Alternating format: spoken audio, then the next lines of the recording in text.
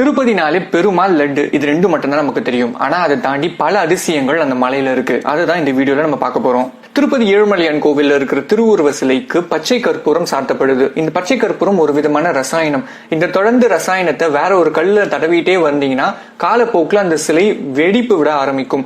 ஆனா கிட்டத்தட்ட வருடத்துல 365 நாளும் திருப்பதி பெருமாளுக்கு இந்த பச்சை கற்பூரம் சாத்தப்படுது. ஆனா அதுல வெடிப்பே ஏற்படுறது கிடையாது. காரணம், பெருமாள் செய்யப்பட்டிருக்கிற சிலா தோரணம் அப்படின்னு சொல்லப்படுற அந்த பாறை திருப்பதி கோவில்ல இருந்து 1 கிலோமீட்டர் தொலைவில் இருக்கு. உலகத்திலே இந்த பாறை இங்க மட்டும்தான் இருக்கு. இந்த பாறைகளோட வயது கிட்டத்தட்ட 250 கோடி ஆண்டுகள் அப்படின்னு சொல்லப்படுது. பெருமாளோட சிலை எப்பவுமே 110 டிகிரி ஃபாரன்ஹீட்ல வெப்பமாவே இருக்கு. திருமலை 3000 அடி உயரத்துல இருக்கிற ஒரு குளிர் பிரதேசம். காலையில பாத்தீங்கன்னா 4:30 மணிக்கு குளிர்ந்த நீர், பால் மற்றும் திரவியங்களால் அபிஷேகம் செஞ்சும் கூட அபிஷேகம் முடிஞ்ச அடுத்த நொடியே பெருமாளுக்கு வியர்க்க ஆரம்பிக்குது.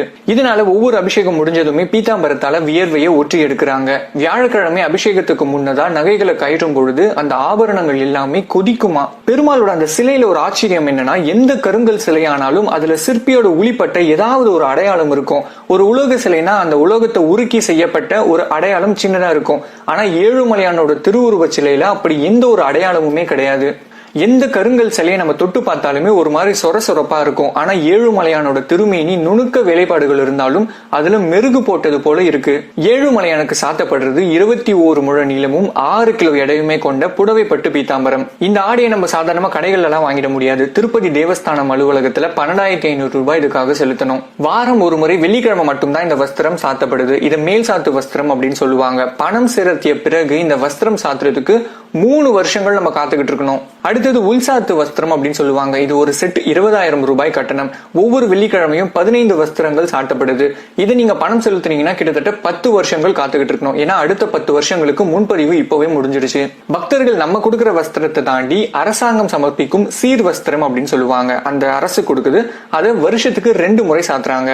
திருப்பதி கோவிலோட சமையல் கட்டு ரொம்பவே பெருசு. அதுல பொங்கல், தயிர் சாதம், புளியோதரை, வடை, முறுக்கு, ஜிலேபி, அதிரசம், போலி, அப்பம், லட்டு, பாயசம், தோசை, ரவா கேசரி, பாதாம் கேசரி, முந்திரி பருப்பு கேசரி போன்றவை ஏகப்பட்டது தினம் பெரிய அளவுல தயார் செஞ்சாலும் அங்க லட்டு மட்டும்தான் பிரதானமா இப்ப வரைக்கும் பேசப்படுது. ஏழுமலையானுக்கு நெய்வேத்தியம் செய்ய தினமும் ஒரு புதிய மண்சட்டியை வாங்குறாங்க. வகை வகையா எத்தனை உணவுகள் தயார் செய்யப்பட்டாலும் தயிர் சாதத்தை தவிர வேற எந்த நெய்வேத்தியமும் கோவில் கர்ப்பகிரகத்துக்குள்ள இருக்கிற குலசேகரப்படியை தாண்டாது. அதே மாதிரி மண்சட்டி பானம் மட்டும்தான். அதை தாண்டி வைடூரிய தங்க பாத்திரங்கள் எதுவுமே குலசேகரப்படியை தாண்டி போக கூடாது. பெருமாளுக்கு அபிஷேகம் செய்யணும் அப்படின்னா நீங்க இன்னைக்கு பணம் கட்டினீங்கன்னா கிட்டத்தட்ட 3 வருஷங்கள் காத்து இருக்கணும். அபிஷேகத்துக்காக ஸ்பெயின்ல இருந்து குங்குமப்பூ, நேபாளத்திலிருந்து கஸ்தூரி, சைனாவில இருந்து புனுகு, பாரிஸ் நகரத்துல இருந்து வாசனை திரவியங்கள் அப்படின்னு உலகத்திலேயே உயர்ந்த பொருட்கள் எந்தெந்த நாட்டுல இருக்கோ அந்த நாட்டுல இருந்து வரவழைக்கப்படுது. இது அனைத்தையுமே தங்க தாம்பலத்துல வச்சு சந்தனத்தால கரைச்சி 51 வாட்டில் பால் அபிஷேகம் செய்யறாங்க. பிறகு கஸ்தூரி, சந்தனம், புனுகு தடவப்படுது. காலை 4 மணி முதல் 5:30 மணி வரை இந்த அபிஷேகம் நடக்குது. ஒரு நாளைக்கு சுமாரா அபிஷேகம் செய்யறதுக்கு 1 லட்சம் ரூபாய் வரைக்கும் செலவாகுது. ஐரோப்பாவில் இருக்கிற ஆம்ஸ்டர்டாம் அப்படின்ற பகுதியில இருந்து ரோஜா மலர்கள் பக்தர்களால திருப்பதிக்கு விமானத்துல அனுப்பி வைக்கப்படுது. ஒரே ஒரு ரோஜா மலரோட விலை சுமார் 80,000 ரூபாய் இருக்கும். அந்த மாதிரி ஒரு நாளைக்கு 1000 கணக்குல ரோஜா மலர்கள் இங்க வருது. சீனாவில இருக்கிற பக்தர்கள் சீன சூடம், அகல், சந்தனம், அம்பர், தக்கோலம், லவங்கம், குங்குமம் போன்ற வாசனை பொருட்களை ஏழுமலையான் கோவிலுக்கு கொடுத்துக்கிட்டு இருக்காங்க. ஏழுமலையானோட சாடி கிராம தங்க மாலை கிட்டத்தட்ட 12 கிலோ எடை. இதை 3 அர்ச்சகர்கள் சேர்த்து தான் பெருமாளுக்கு போடுவாங்க.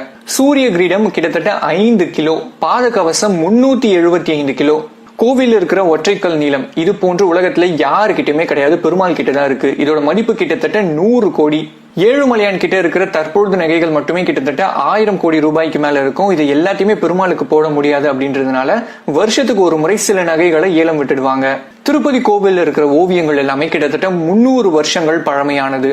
மேலும் ஏழுமலையானோட ஸ்தல விருட்சம் புளிய மரம். ஏழுமலையான் வாரத்துல 4 நாட்கள் அம்பாலாகவும் 2 நாட்கள் விஷ்ணுவாகவும் 1 நாள் சிவனாகவும் கருதப்பட்டு பூஜைகள் நடக்குது.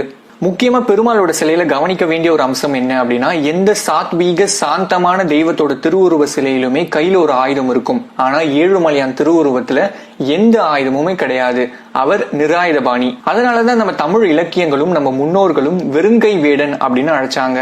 திருமலையோட புனிதத்தன்மை இந்தியர்களுக்கு மட்டும் கிடையாது, ஆங்கிலேயர்களுக்கும் புரிஞ்சிருந்தது. 1759 இருந்து 1874 வரைக்கும் எந்த ஆங்கிலேயருமே மலை